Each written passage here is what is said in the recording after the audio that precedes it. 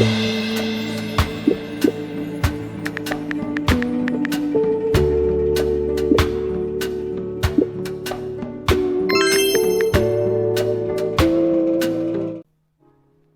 opinion number one, it's okay to like Aang. And let me explain what that means. I might do a whole Aang centric video because honestly, y'all need help. Like y'all new Aang fans, I'll say. Some of you new Aang fans. And even some of you old ones, if we're being really honest and genuine about it, need some help. Because it's almost like y'all don't understand. Y'all don't understand what's happening. You don't get it, you don't care, which is fine. But honestly, I feel like I have to come and represent for my nigga. I have to represent for Aang, and it's sad because I have this opinion because I've been seeing a lot of people recently get on Aang for small things like the 2 to 3 episodes where he messed up in season 1. And so because he messed up in those 2 to 3 episodes, he's really flawed and they can't wait for him to grow up and they're just tired of this and they want to see him do better. And it's really annoying to me. And here's why. It's not that Aang doesn't need to grow up, right? Because we're not going to sit here and be dumb. Of course Aang needs to grow up because of the severity of the situation. But my problem is the hypocrisy of the situation, right? It's a show on Nickelodeon, which means it's a kid show. Which also means that there is a certain level of knowledge, right? Knowledge that this is a kid show, knowledge that, maybe we should look into this as more than just. And yes, definitely this show has a lot of adult aspects. I might even get to some other unpopular opinions later, but delving into the Aang thing, people have this thing where they'll forget it's a kid show because they'd much rather spend all their time hating on Aang for the first season. In the other season, they just kind of leave him alone, like he's a non-issue until something needs to be done, like until the world needs to be saved or until a big battle. Like it's so annoying because Aang is such a great character, and I'll admit this, right? There was definitely a version of me that Aang wasn't my favorite, but the only reason that was even a thing is because I had this weird mindset that like you can't like the OP character, you can't like Superman, you can't like you can't like people that are way too OP because it's not fair. You have to like the person that has a lot more to learn. You have to like the person who is more likely to lose in a fight. But after hearing a lot of the opinions of the internet, because I try to listen to everyone's opinions, I realize I don't care anymore. I'm just gonna like who I like, and I've become that type of person in many aspects as well. So when it comes to Aang, he's probably my favorite character in the whole show. And I know that's weird because it's like, really? Aang's your favorite character? That's interesting. Why Aang? And I understand. So I'll tell you guys that in another video. But that was just the first one. I feel like it's okay to like Aang. You guys don't have to overly criticize him just because he's a main character, because you guys are not going to over criticize Korra. And I'll give an unpopular opinions about Korra in another video, but whatever. Alright, opinion number 2. I love Toph, but she did not get enough screen time. Now, I don't really think I have to explain that one. I think that one is painfully obvious. They even made jokes about it, where it was probably the 18th episode. Yeah, the 18th episode of season 3, where Aang went missing because he was on the lion turtle, and they split up to search. And so Toph decided to go with Zuko, and she made a big deal out of it because she was like, oh, I'll go with Zuko, right? And so she decided to go with Zuko, but Zuko said, rightfully so, that it doesn't matter who she goes with, he doesn't care.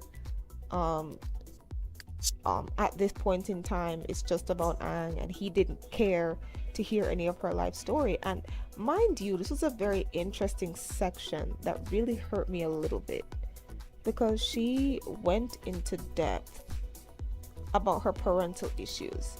Now, of course, people are going to say, but Katara had an idea about this. I'm not talking about people gleaning that she had an issue with her parents.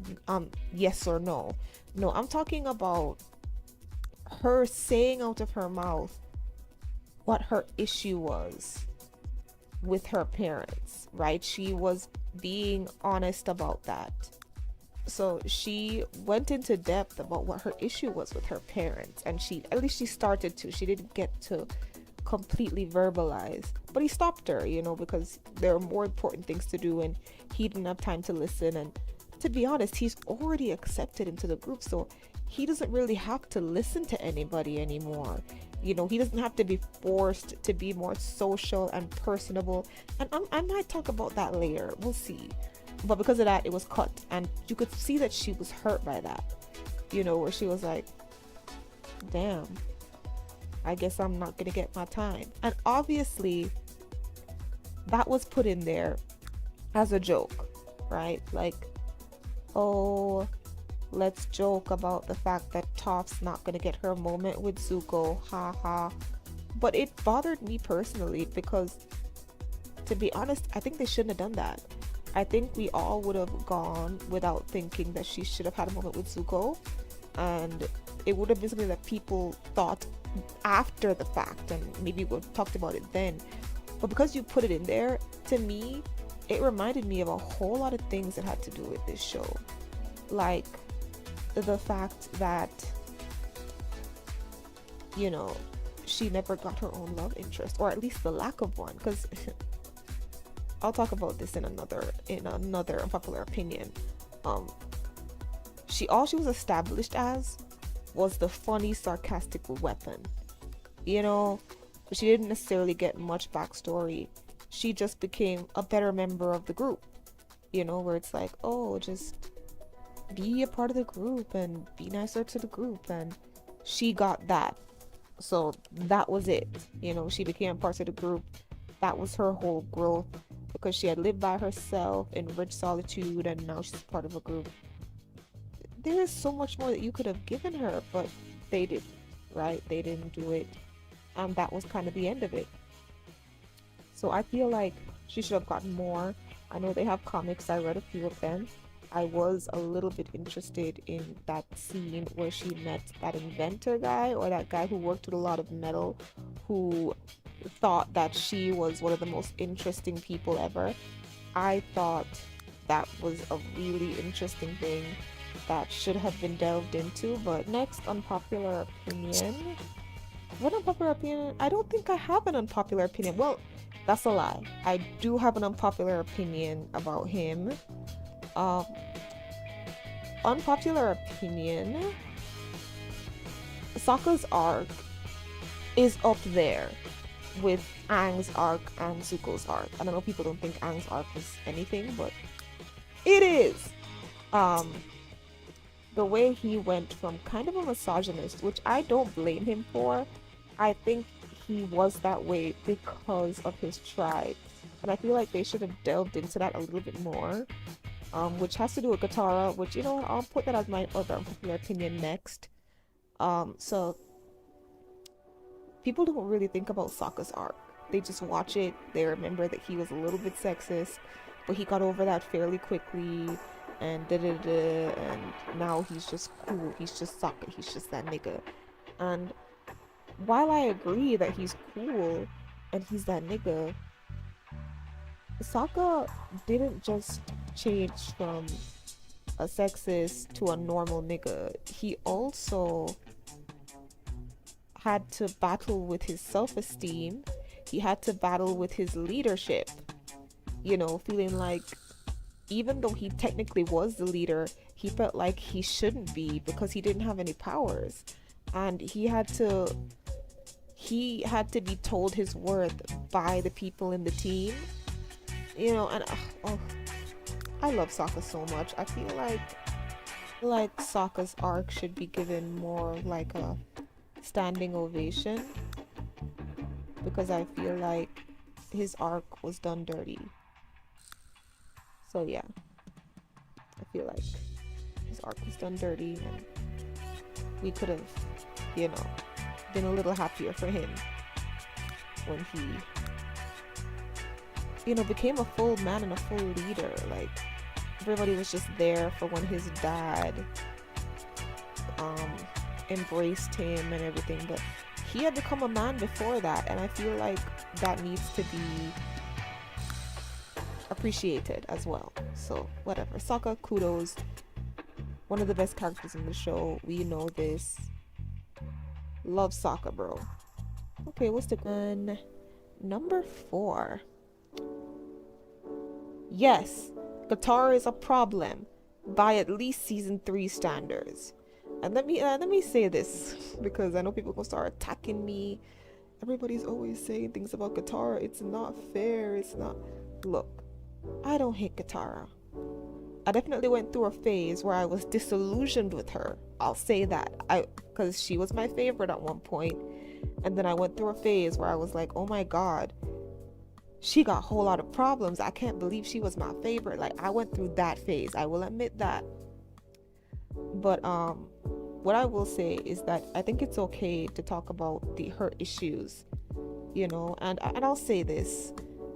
The real people who really talk about her issues are not the same people who whine and complain about her. I'm not one of those people who complain about her crying about her mom all the time. Okay, that's not a real complaint. That's just something people say because they are disillusioned with her at this point in time. So they'd rather just complain about something. Nobody cares about that, and nobody who actually has reasonable complaints about Katara cares about that either.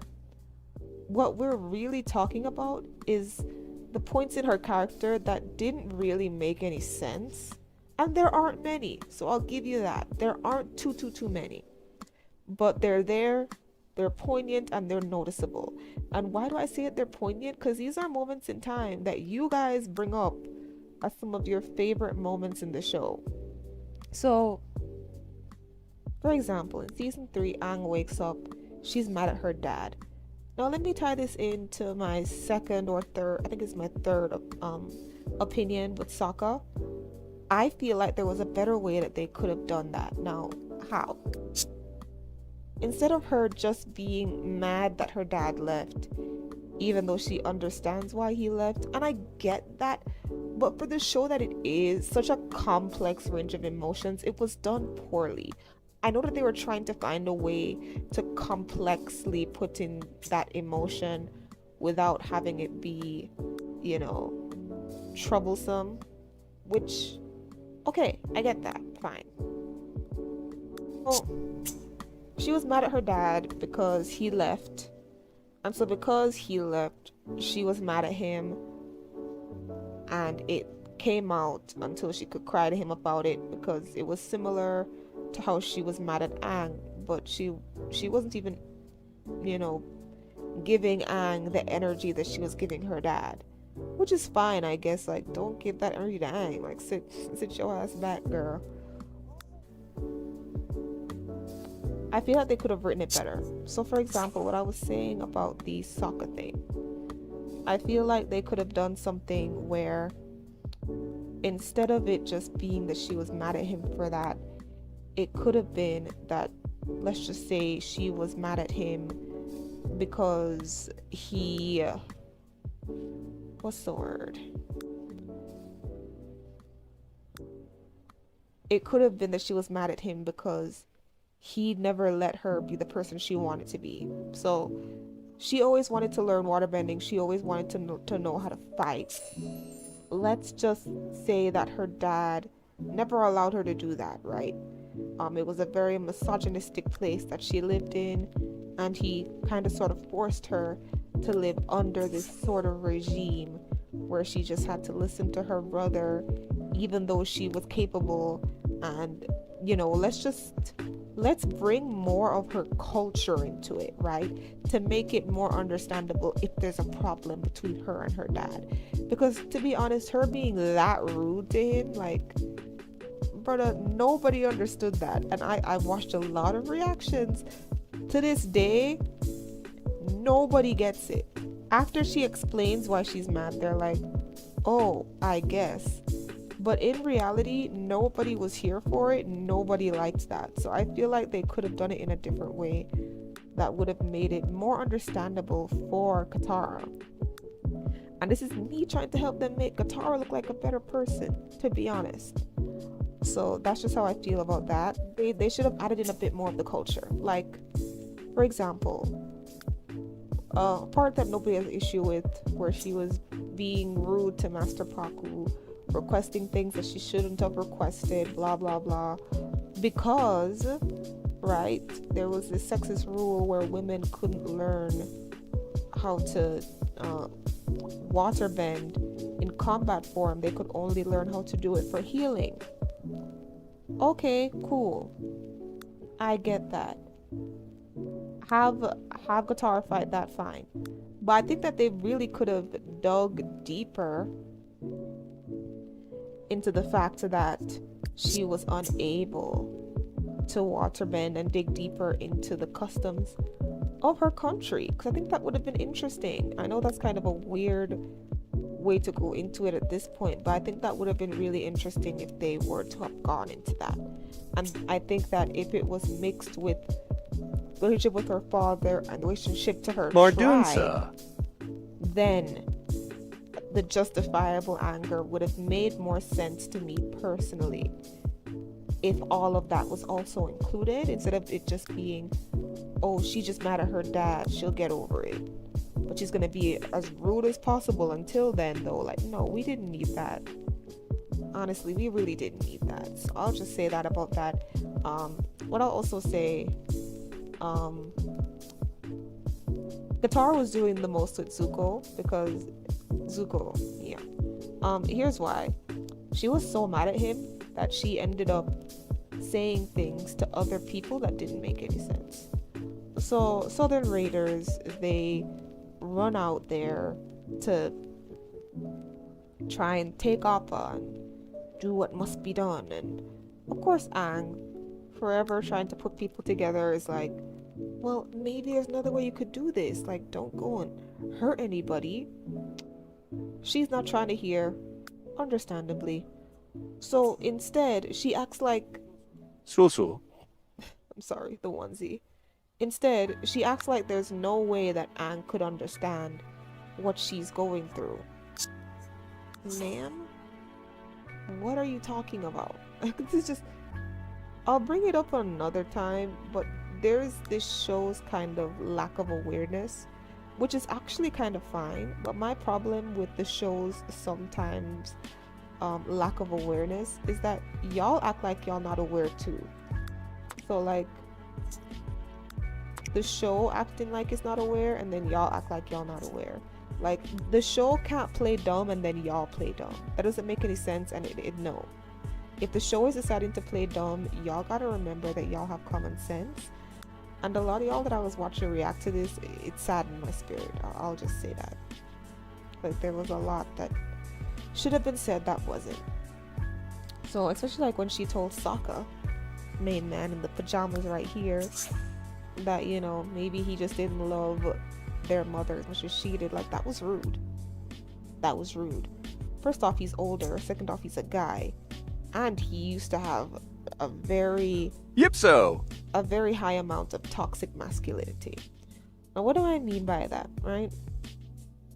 I can definitely believe that he was probably very distraught about what happened to their mother, but he kept it in when he had a family to protect. And I'll just leave it there. Like, he don't have time to complain about that. He got a whole family to protect. So that's where I'll leave that. It's okay for people to have negative things to say about Katara within reason, as long as they have the facts to back it up. I know you all love her.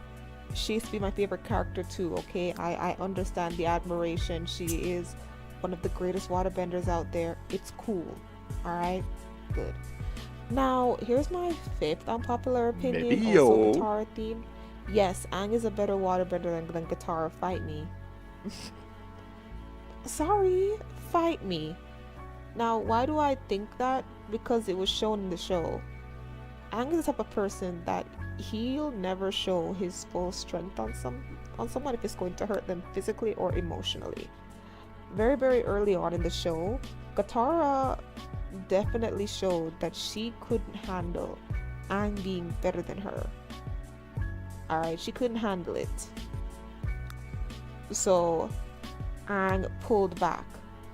I saw a lot of people react to the show, like when they got to the North Pole, and they were kind of confused as to why Aang wasn't showing out anymore. You know, they were like, what's going on? Why is Aang, playing around in these classes? Da, da, da, da.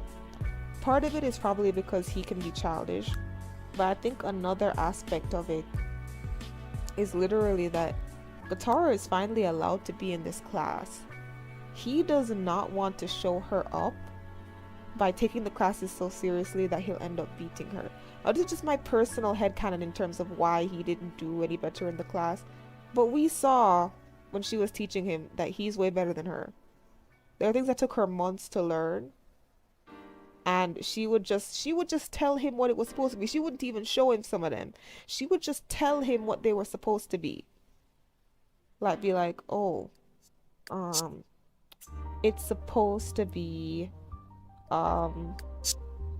whipping it back and forth with some fluid motions, but I don't really know how to do it. And he'd just do it. So please stop with the whole, oh, if it was just waterbending, Katara would be. This is a part of the disrespect of Aang that I see y'all doing. Like, if you think it's unfair to put people against him, I get that. That's fine. But please don't start lying because you have a favorite character. Like, when Katara was my favorite character, I never put her up against Aang, because that just sounds stupid. Okay? That just sounds stupid, so I didn't do it. Funny, right? Yeah, okay. So, yes, Aang is a better waterbender than Katara. There's moments in the show that prove that. He decided to downgrade how good he was so that she would become the master. I said what I said. And there's proof in the show of it. Go watch it if you want to find out. Alright. Popular opinion number 6. Oh. Aang's arc may not be as exciting, but it is just as important as Zuko's. Yes, I said it. I've been seeing a lot of people over the last couple of years. Zuko and Aang. This show is about Aang and Zuko, if we're being very honest. That's why Zuko can get an entire episode to himself and no other character does. This show is definitely all about Zuko and all about Aang. But I feel like people don't necessarily notice Aang's arc the way that they notice Zuko's. And I feel like y'all need to do better, personally, I feel like.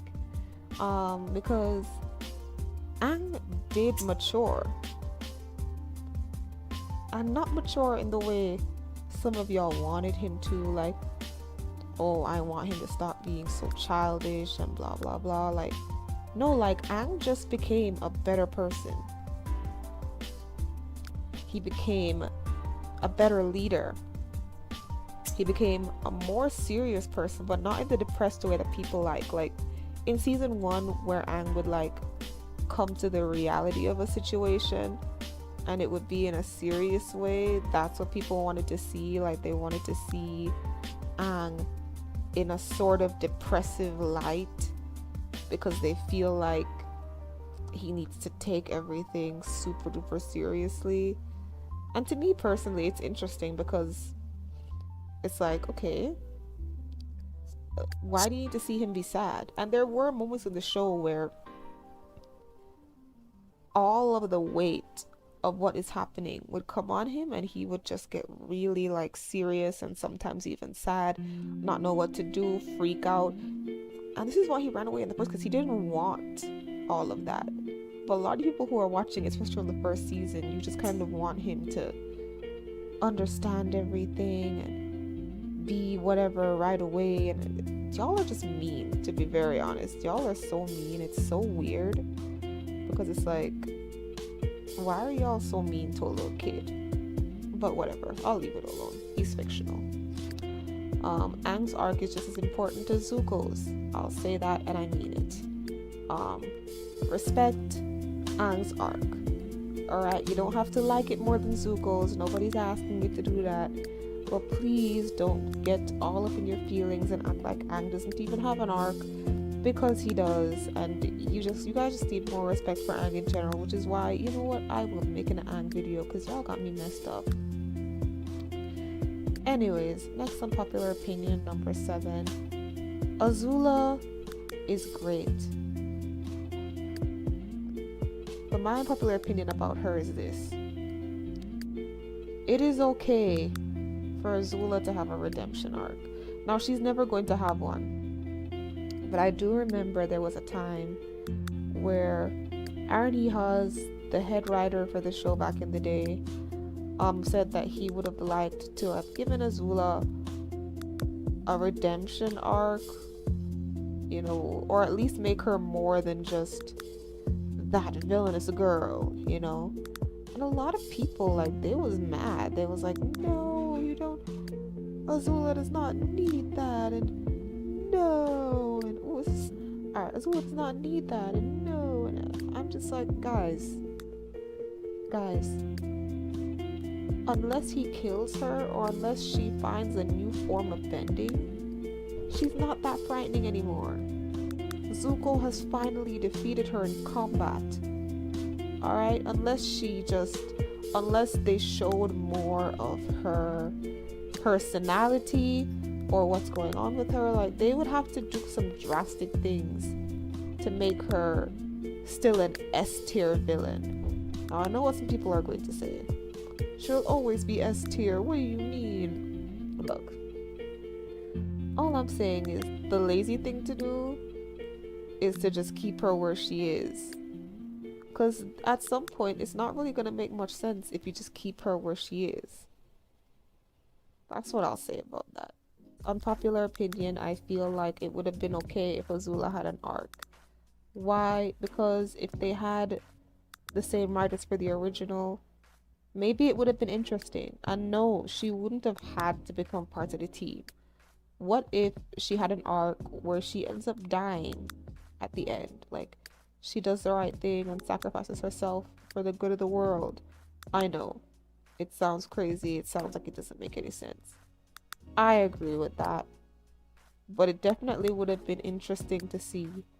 And that is my only point on that. Don't just poop on the idea because you like the way she is now, because that show was short, and so certain things have happened in this show that should have taken more time.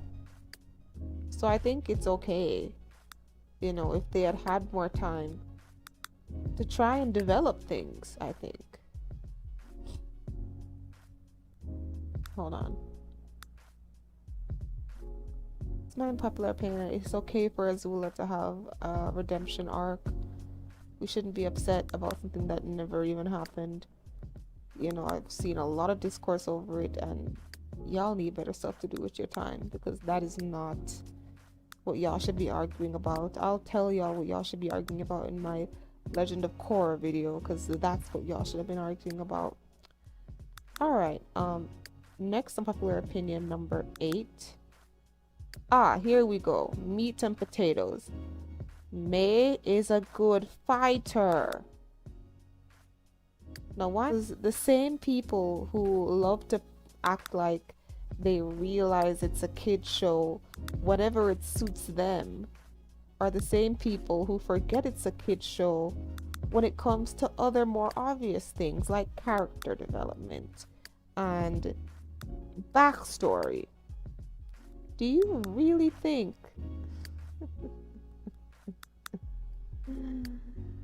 Do you really think that Azula would have had May on her team if her knives couldn't actually cut people? Is that what we're doing now? We're pretending, we're acting like we don't have common sense. Is that the consensus here? Obviously, May can either injure or kill people with her knives. I'm pretty sure the only reason she hasn't is because this show was on Nickelodeon and it was designated for children. Other than that, though, I'm pretty sure when she throws those knives, men are injured or killed. Which is why she's on Azula's team. Which shouldn't be a shock to anybody. But here we are. God. Discussing this. This has to be something I say. I mean, like, it seems like something that's super obvious. Like, when I brought it up to my family, who is avid Avatar lovers like me, but not as serious as me, they couldn't even believe that I was talking to them about this because it just seemed so obvious. They were like, huh? Of course. Of course she can hurt somebody. What? We knew that. They were looking at me like, who have you been talking to? Like, where have you been hearing all of this? And it's like, bro, I wake up and I hear the nonsense. I wake up and I hear it. I see it on Twitter. People watch the show for the first time and they say these things. You know, like, May is so boring and she can't handle herself. And thank God Ty Lee was there because May is just... This is one of the reasons why... This is number 9. I'll go into number 9. This is one of the reasons why I am excited for the live action. Now, I'm not excited as in I'll parade it all over the place like I will be doing Avatar. No. But with the fact that they are going to change certain things and it's not necessarily a kid show for kids only, I do hope that when they do introduce May, even though they haven't found her actress yet, that they will finally give us that much needed kill count so that y'all who just started watching the show can shut up. Because I feel like people who have watched the show before don't say things like this. So if you have watched the show and you've never thought of this and you're offended, I don't mean all of you. But there's a lot of you, like people that I really like their opinions, you know, so it's like, I'm just shocked that they would even say something so stupid to me. Because it's like, y'all really think that May is lazy? Like, yes, there are moments in the show where May's just sitting there like she doesn't want to do anything, or really May just acts like that because she's bored. The reason why she decided to go with Azula is because she's bored. That's why. So I think honestly people need to just take their head out of their butt and just relax, bro. Relax. Nobody is thinking of it that hard. Okay, obviously May has a really good kill count. That is why she's on Azula's team. And that's probably also why she can get away with not doing everything that Azula asks, which you guys didn't even notice that. Azula only had an issue with her when she decided to pick Zuko. Yep, I said it. There was that time when they were doing the drill and she was fighting, but she didn't feel like going all the way, so she stopped. And nothing happened to her. What? Like, I feel like you guys don't think. You guys don't think. Why would she? And I'm not saying that to say that she's way better than Ty Lee. They're good in their own rights. But please don't make it seem like I don't even know why Azula had her. She never does anything. But then later on in the show, where she gets rid of all the guards in that 2-part jail episode, and then y'all are like, wow, May's pretty good. I hate when y'all do that. I really do. Y'all do the same thing to Aang. Like, y'all act like these people are so weak or so stupid, and then when they do something smart or cool, then all of a sudden you're like, oh, wow, I didn't realize that they could be that interesting. It's like, brother, yeah, okay.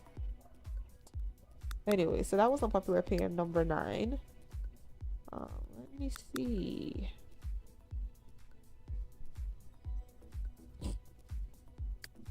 What else? I think I might cap this video off at unpopular opinion number 10. But we'll see. So for my 10th opinion, debating. Because I think this one will have people upset. Okay, fine. I'll do it. Unpopular opinion number 10. In retrospect, there's an issue with Uncle Iroh. And this is because of the comics, alright? If the show ended where it ended, I wouldn't really have too much of an issue. And don't hear me say that and think I'm a definite hater or whatever. Like, I'm really not. So, in the comics, right? Zuko is ruling as he should. And because he is ruling, he's under a lot of stress. And so this man decides to go to his father for assistance. This is Fire Lord Ozai, okay? He doesn't have any counsel that he really cares about. Nobody there that he can actually trust. Like, he's kind of all on his own with it. And so when it's down to the wire on super important decisions that he can't just come up with, he'll go visit the prison and ask his dad for help. So of course his dad is like, huh, you're coming to me? Interesting. And like, honestly, it's interesting to me too, because nigga, why are you here? Oh my god. So here's my problem with it, because honestly, y'all played way too many games. Where was Iroh? Where was he? I don't want to hear that he needed a break, he's done enough. Why do you want him to not be okay? Stop. All right, end it right there, cut it off and stop, because what we're not gonna do is tell lies.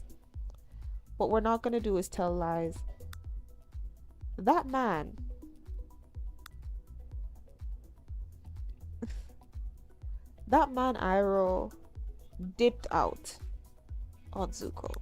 Alright? Dipped out. Zuko needed more assistance. If it was at least that the books went forward a year, 2 years, 3 at most, and then Uncle Iroh retired, then I would leave it alone. Because at least I know that Uncle Iroh tried to assist him, right? And then went into retirement. No, that nigga went into retirement immediately. Guys, he's tired. Yeah, tired from being a warlord, right? And then he went on a trip of self-discovery, right? He's not done paying it back. Hello? Like, honestly, did y'all even think it was a good idea to leave Zuko as leader like this?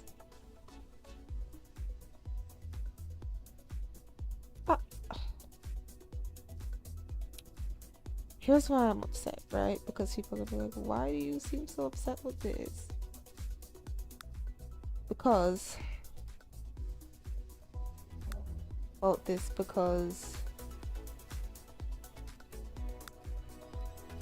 he literally put the fate of everyone in danger by thinking he could trust his dad by trying to get information from him.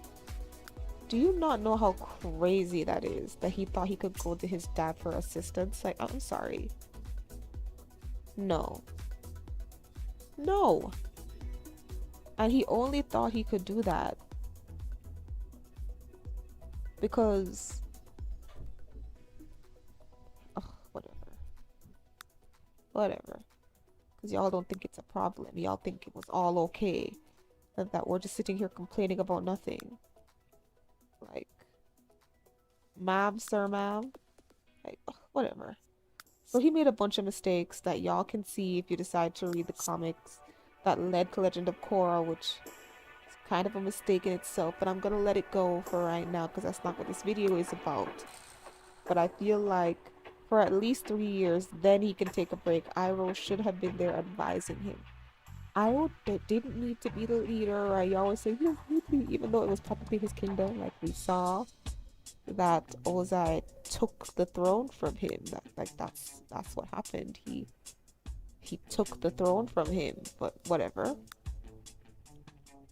I do feel like personally that I'm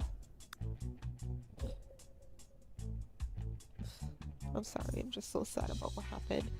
I do feel like, you know, in all honesty, he should have taken the lead a little bit, or directed Zuko in how to take the lead, instead of just leaving him there to try and figure everything out for himself, because obviously that didn't work. It didn't work, and all that ended up happening was that he ended up spiraling and going to his dad. Now obviously the writers decided that him going to his father for advice isn't something that mattered, because everything just ended up normal-ish in the future, but in real life that would have had some real consequences. So I'm just going to say that that part of it was completely unrealistic and leave it at that. But anyways, guys, that was my unpopular opinions. Now I know you guys are going to want to thank you so much for watching this video, Simmies, and you just enjoy the rest of your day.